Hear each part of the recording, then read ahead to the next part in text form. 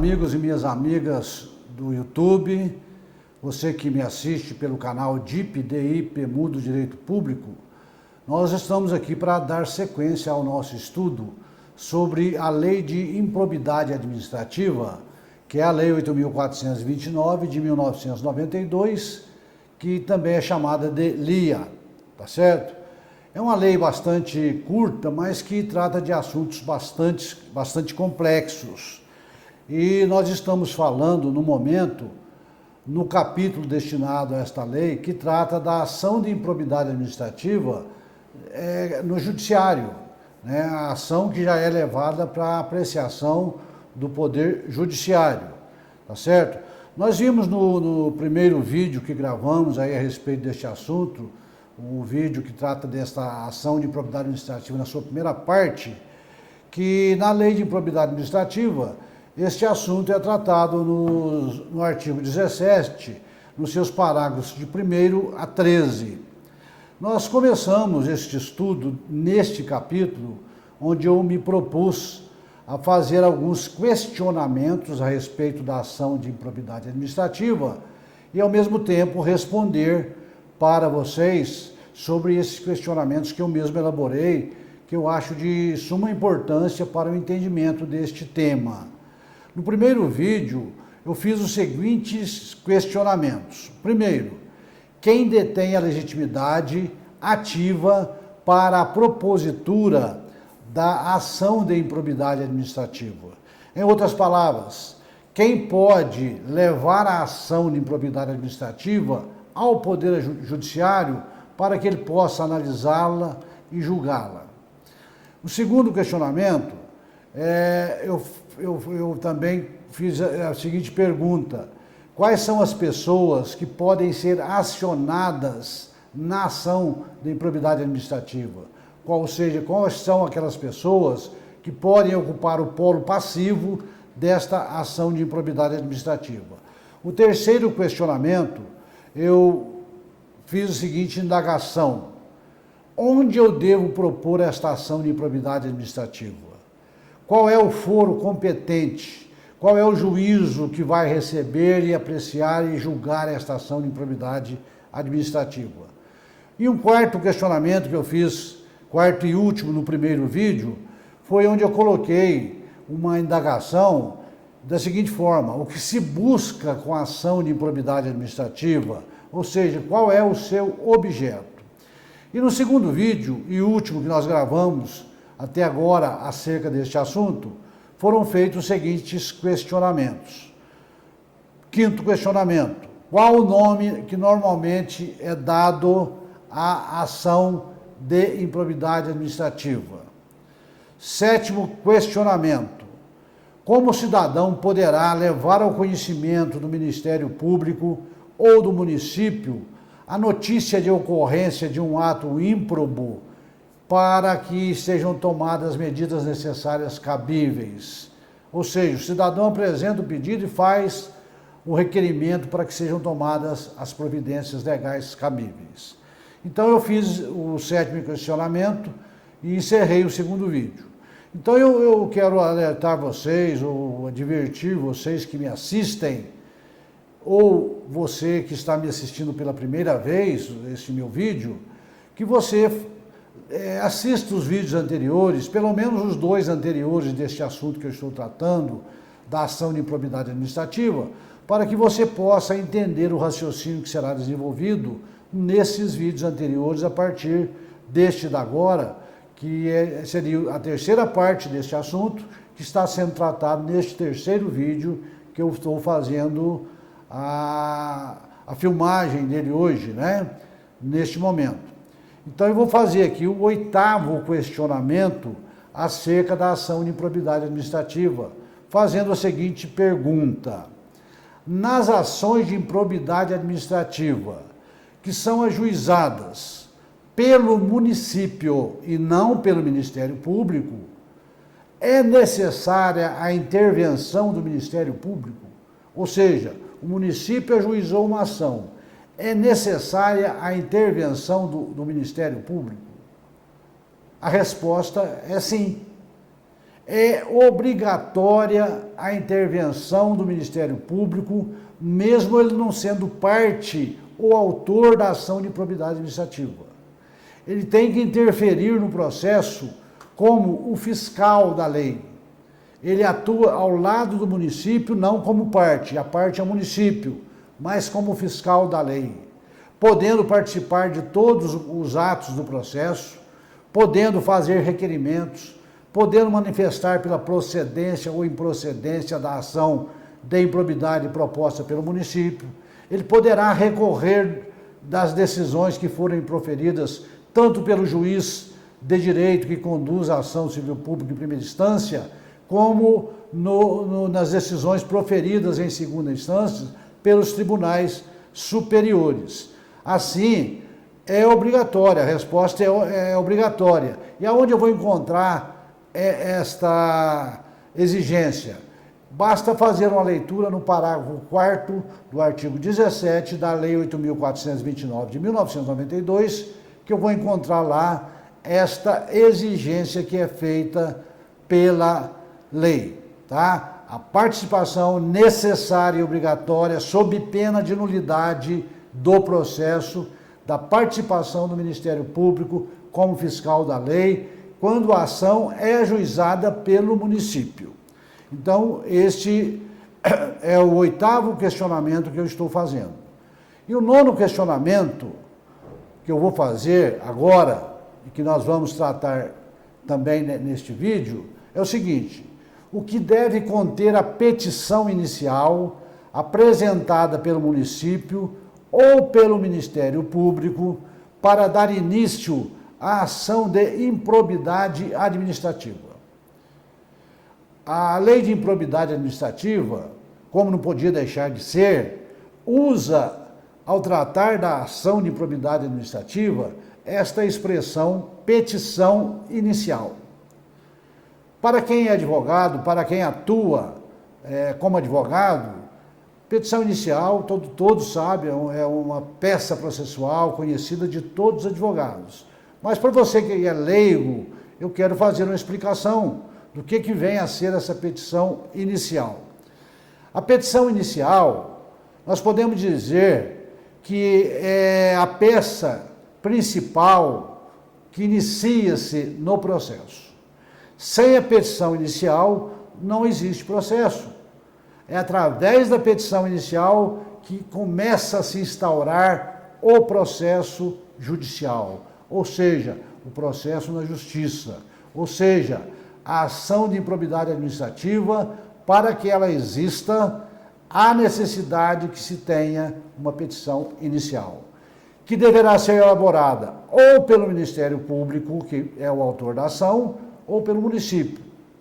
Implica dizer que a petição inicial, ela deve ser subscrita pelo promotor de justiça, representando o Ministério Público, ou pelo advogado do município, representando o município.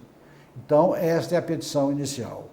É através dessa petição inicial, então, que se instaura um processo judicial.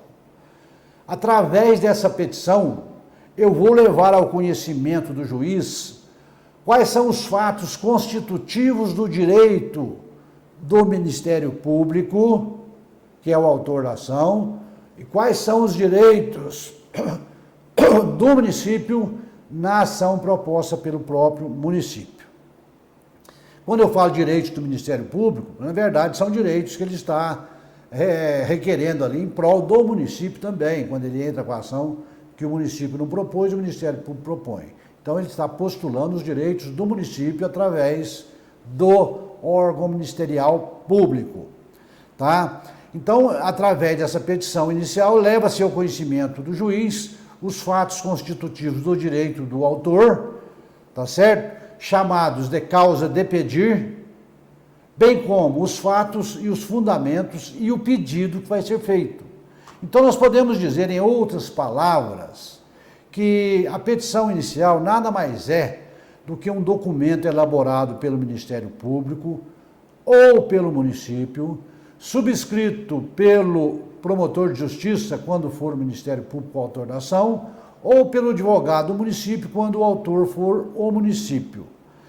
Onde ali, nesse documento, ou nesse requerimento, podemos chamar até de requerimento, para ficar mais claro, ali se expõe de uma maneira bem clara, para que o juiz possa entender, quais são os fatos que constituem a improbidade administrativa, que foi constatada e denunciada ao Ministério Público, ao município, por um cidadão que levou esse fato até ao conhecimento dessas autoridades. Ou que foi instaurado ali um processo qualquer, um inquérito civil, um próprio processo administrativo, ex officio, tanto pelo prefeito como pelo promotor de justiça. Então, há necessidade que na petição inicial, nesse documento, ou nesse requerimento, como queiram, que se faça uma explanação de qual foi o ato ímprobo praticado pelo agente público ou por terceiro, que se encaixa numa das modalidades previstas nos artigos 9º, 10, 10A ou 11 da Lei de Improbidade Administrativa, para que o juiz possa entender que eu estou realmente frente a um ato praticado de improbidade administrativa ou com fortes indícios de que este ato foi realmente praticado. E além de eu ter que narrar esses fatos, então, eu tenho que identificar, olha, este ato ímpio que eu estou me referindo, Excelência, dirigindo-se ao juiz, se enquadra no artigo 9º da Lei de Improbidade Administrativa. É um ato, por exemplo, que o agente se enriqueceu ilícitamente, ou se enquadra no artigo 10 ou no artigo 10A, porque foi um ato praticado pelo agente público ou por terceiro que lesionou o patrimônio público. Ou é um ato praticado por agente público, por terceiro, que afrontou os princípios da administração pública. Ou é um ato ímprobo que afrontou todos esses artigos da ação de improbidade administrativa. Pode afrontar um, dois, ou pode afrontar todos os atos. Então, isso eu tenho que levar para o juiz, narrar o fato e tipificar esse fato dentro da lei, em qual artigo eu vou enquadrá-lo. E tenho também que fazer um pedido ao juiz, para que ele venha a condenar este agente que praticou esse ato ímprobo pela prática do ato previsto na modalidade que eu vou identificar.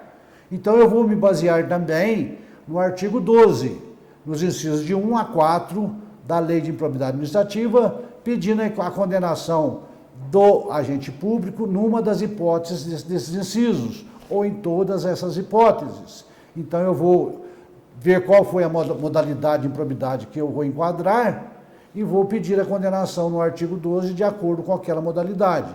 Ou seja, o artigo 9º, 10, 10A e 11 estão intimamente ligados ao pedido que eu vou fazer, no artigo 12, de inciso 1, 2, 3 e 4.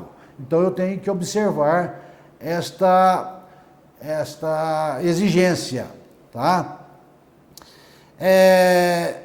Uma outra pergunta que eu faço ainda dentro desse próprio questionamento: o que deve conter obrigatoriamente a petição inicial da ação de improbidade administrativa?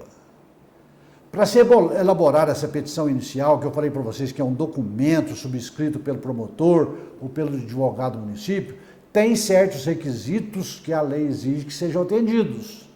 Então, não posso fazer um requerimento do meu modo, da minha forma, não. Eu tenho que escrever, narrar o fato, enquadrar a improbidade, pedir a condenação, especificar provas, por exemplo, mas dentro dos critérios estabelecidos na lei. E aonde eu vou achar isso? Onde existem os requisitos para a elaboração da petição inicial? Eu vou me socorrer aí ao Código de Processo Civil vigente, em seu artigo 319, nos seus incisos de 1 a 7. Então, eu vou fazer uma leitura do artigo 319 do Código de Processo Civil, nos seus incisos de 1 a 7, para me saber quais são os requisitos exigidos para a elaboração de uma petição inicial. Vejamos o que diz aqui, então, este artigo 319 do Código de Processo Civil.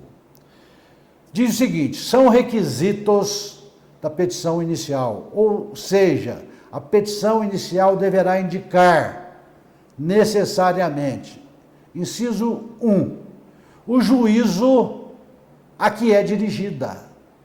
Então eu começo a minha petição, o meu requerimento, dirigindo ao juiz. Excelentíssimo senhor, doutor, juiz de direito da comarca X. Excelentíssimo senhor, juiz de direito da comarca Y.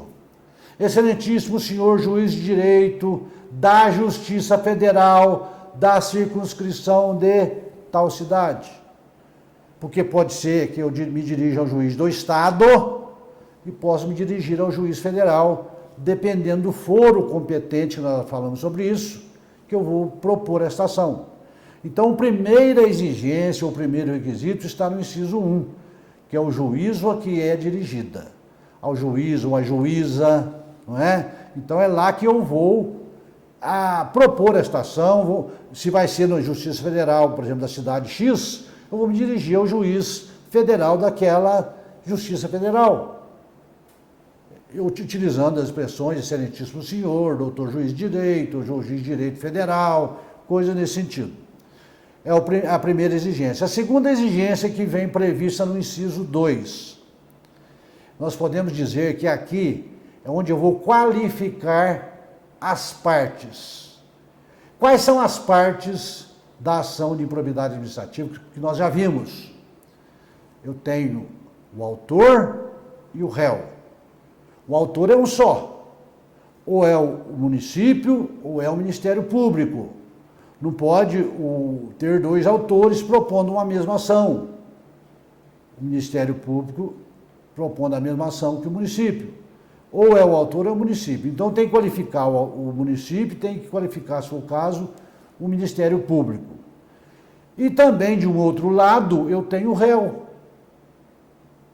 Ou os réus, aqui eu posso ter mais de um, que são os agentes públicos envolvidos na ação, que serão acionados, ou terceiros, juntamente com eles. Então, a formação do polo passivo desta ação pode ser composto por mais de um réu, por mais de uma pessoa que está envolvida naquele ato ímprobo, por mais de uma pessoa que praticou aquele ato ímprobo. Então, eu vou ter no inciso 2 a qualificação das partes. Então, eu preciso qualificar, por exemplo, o Ministério Público. O Ministério Público do Estado de Minas Gerais. Começo qualificando o Ministério Público, começo pelo autor. O Ministério Público Federal, se for perante a Justiça Federal que o Ministério Público está propondo a ação. Se for no Estado de Minas Gerais, Estado de São Paulo, Rio de Janeiro, onde eu estiver propondo a ação no Estado que eu estiver. Então, eu vou dizer, o Ministério Público do Estado X, neste ato representado pelo seu promotor de justiça, no uso de suas atribuições legais, vou colocar onde está sediado ali a promotoria de justiça, sediada na comarca tal, no endereço tal, normalmente onde está instaurado o fórum da comarca. Então, a qualificação da parte seria isso. Vou identificar o autor, o endereço onde ele está localizado, para o juiz. E vou, se for o município, por exemplo, vou qualificar o município, se for o autor da ação. Município tal, pessoa jurídica de direito público interno, inscrita no CNPJ sob o número tal, sediada na cidade Y, no seguinte endereço, CEP número tal, com endereço eletrônico tal. Se eu quiser colocar o nome do prefeito, eu posso, representada pelo prefeito municipal, fulano de tal, brasileiro, solteiro ou casado, profissão, endereço, CPF, sede de identidade. Quanto maior a qualificação, melhor para o entendimento. O que o CPC, o Código de Processo Civil, exige é que eu coloque os nomes, os prenomes, o estado civil, a existência ou não de união estável, dependendo da situação da pessoa, né? No caso aqui, o representante no município. A profissão, o número de inscrição do CNPJ, tá certo? O endereço eletrônico, tá? Então, são essas aí as qualificações das partes, tanto do autor como do réu. É a exigência prevista no inciso 2 do artigo. Porque se eu não fizer essa qualificação, o juiz não vai saber quem está propondo a ação, quem está sendo acionado. Então, tem que ser essa primeira parte da petição, é a qualificação das partes. Aí eu venho para o terceiro requisito, está previsto no inciso 3 deste artigo que nós estamos tratando, que é o 319 do CPC. Diz o inciso 3 do artigo 319 que eu tenho que descrever o fato e os fundamentos jurídicos do pedido. O que quer dizer isso? Eu vou narrar o fato que ocorreu.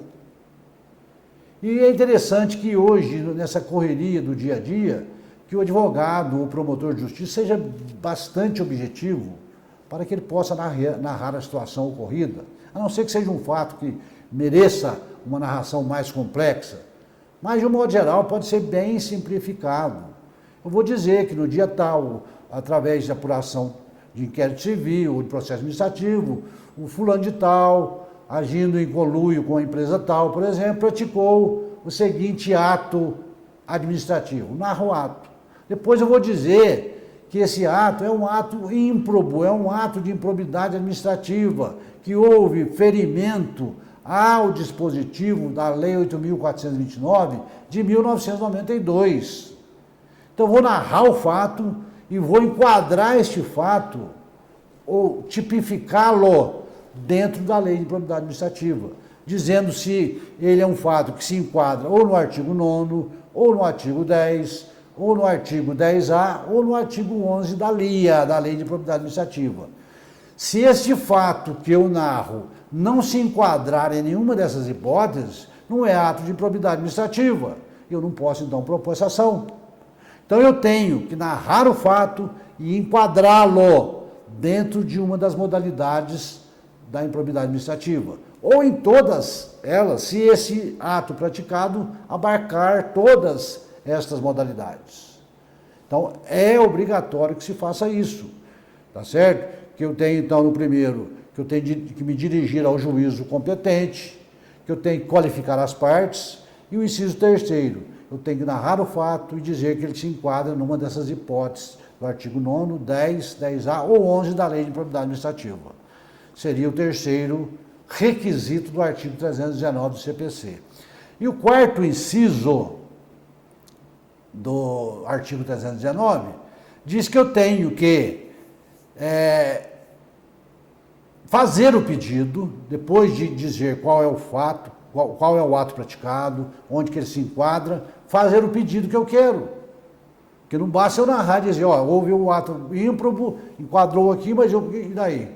Eu tenho que pedir alguma coisa. Então, eu vou fazer o pedido da condenação daquele que praticou o ato, para que o juiz, além de reconhecer que houve a improbidade administrativa, que ele condene o agente público ímprobo ou o terceiro ímprobo pelo ato que ele praticou. Então, eu vou ter que enquadrar este ato ímprobo numa daquelas 4 hipóteses que eu tenho do artigo 12 da Lei de Improbidade Administrativa.